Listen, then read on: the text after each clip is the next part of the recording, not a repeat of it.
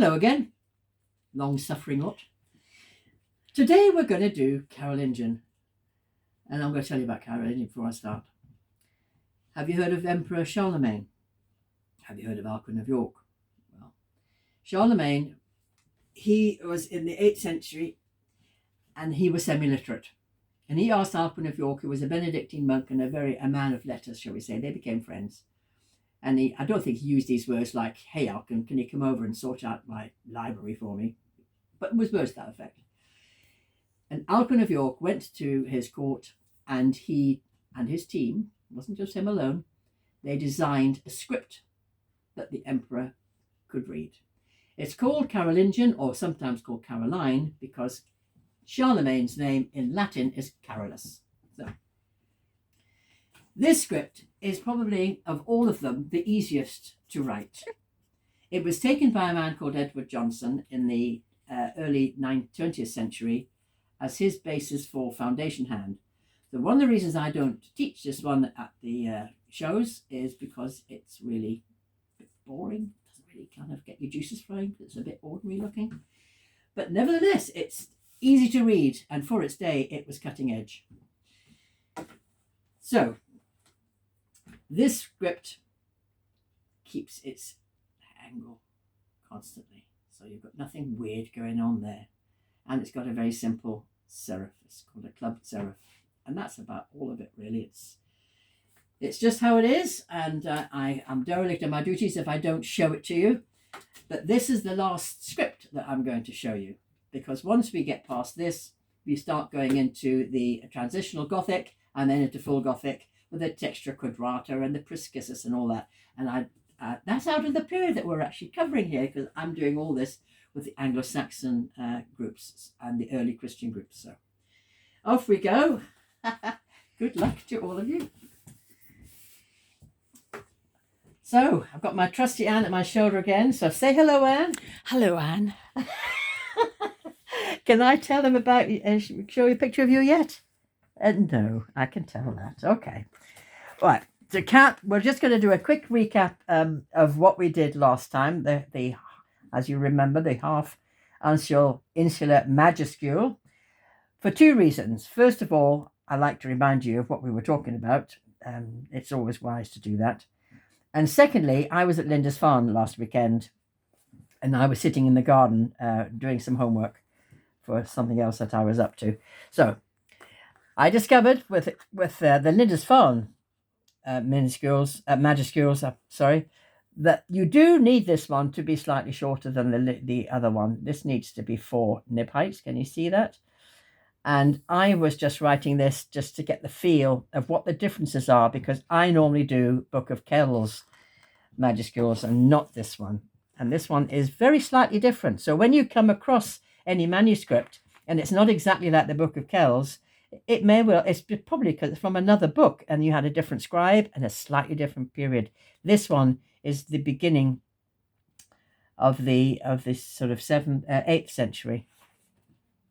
So that's when the Lindisfarne Gospels were written anyway, 715 to 7. And that's one book that you do know how long it took to write, because it's 715 to round about 720, 22.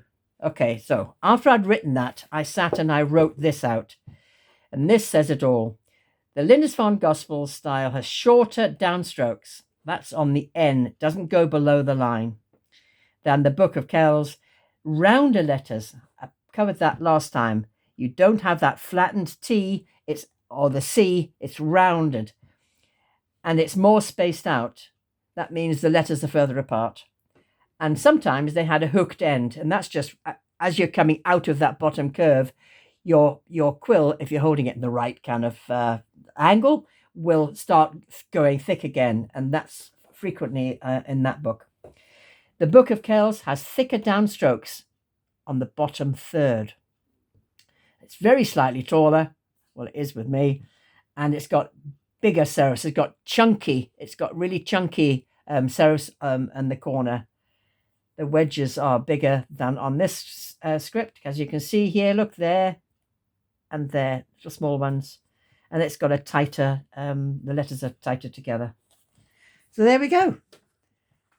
That's out the way. stored up. Paper on the floor if I'm not careful. Is that okay, Anne? Can you see that all right? Yep. Okay. Specs on. And I'm going to use the quill without any barbs. This is actually how they really are, because this one doesn't have any great twist to it. I'll just see that it doesn't, that flows all right. Doesn't want to flow at all, in fact. That's better. This, I'm going to copy just this little bit here because it gives you the ascenders here. This is a fragment of a letter that I've copied from the original, well, digitized. I didn't see the original, I wish. And this one is all about the Lindisfarne raid by the Vikings in 793. This is written to King Ethelred, not the unready Ethelred. This is a different Ethelred, but he was the king of the area at the time, and he's writing. And what I've done here is I've done it in Latin, but I've also got the translation here, but I've kept the same script. It looks different when it's not in Latin, and that's because, well, I don't have the abbreviations in apart from anything else, but the letter order is different, and it changes the way a script looks. So I thought you might find that interesting. Okay, let's just get to something. No, I'm going to have to put it up a bit higher. That's too shallow. Thank you. Right. This has just got kind of a little thing like that. It's got a very similar A to the Old English. You sometimes find the A written like that. Oh, helps if you have ink in the pen. Like that. You sometimes find it. The trouble with doing calligraphy and these scripts, it's like a recipe. Everybody's got their own way of doing it. They put little this in, a little that in. They'll change something. What I do is what I do. What you do might be something completely different. But what you do with this script is you keep the angle throughout. It's about 40 degrees. Now this is the R. He goes slightly below the line on that, and he does that. So that's one of the letters that you look out for, the R. And the S, or the E, has a straight stroke, and the S, here we go, it's like that, but it still does that. And some of the ones you will see them introducing more that. It just depends on which book you've picked up, how they like to do it. I'm trying to do it according to the person who designed it, but you will find different versions. It doesn't mean to say that they're wrong, they're just different. Yeah, what you don't want is any hairs or any little bits on the pen. All right, now here we go. He doesn't have it very, very strong. No. Let me change the quill, see if it's better on this one. Dump sheet, guard sheet, don't forget the guard sheet. You can do this club descender. Like, can you see that that's slightly thicker? This one wants to. Oh, this is flooding. Okay, there's two ways of doing it. You can do it that way, and then put a little thickness on it separately. If you've got a quill, if you press on it, can you see how it just flexes, and then lift the weight off? You get it thicker there, and it thins down again. See, I'll do it again. See that? Doesn't work with a modern nib. The metal nibs are not flexible enough. So this one's flooding, the other one doesn't want to write. Okay, so we've now got a U. It's a very, very quick one to write because you're so used to this sort of writing. Another S.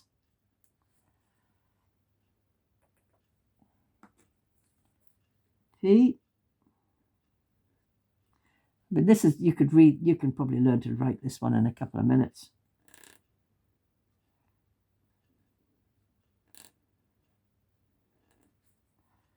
Never my best calligraphy, I'm afraid, with doing it this way, but it's giving you the flavour of it, if nothing else.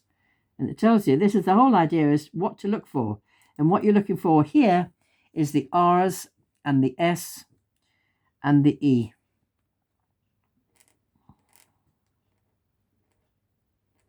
See how you can get a quick flow. Right, I'm just going to finish this word and I'm going to explain why I don't teach my friends in the groups that I'm in. I'm with History Matters Limiters, as you know, and also the Historic Saltire. And when I'm doing training with them, I make them learn the half uncial. And you would think, oh, isn't she such a so-and-so doing that? But I have a very good reason for that. We are giving the public bookmarks like this. I've done all the artwork at the beginning, and then we do that. While they're, oh, frog in my throat, while they are all, while they are all having a go with the pens, we write their name as a souvenir for them to take home. If that was done, now here's mine, look. And this is mine in Old English, vernacular. And that one is actually done in Irish. Can you see the difference in size of just my first name? How much room that one takes up compared to that one. If you're giving people a bookmark, you don't want to have that much space at the end of the name if you can avoid it. You want it to actually take up as much room as you can. And also, to be honest with you, we haven't got space to write two names. We haven't got time. We can be very busy doing this, so we only do the first name. 11. Is that 11? Okay. In that case, I'm going to stop this now, and we're going to do a separate video because I want to show you actually about the writing slope. Thanks, Anne. So say goodbye, Anne. Goodbye. Bye-bye. See you again in a minute.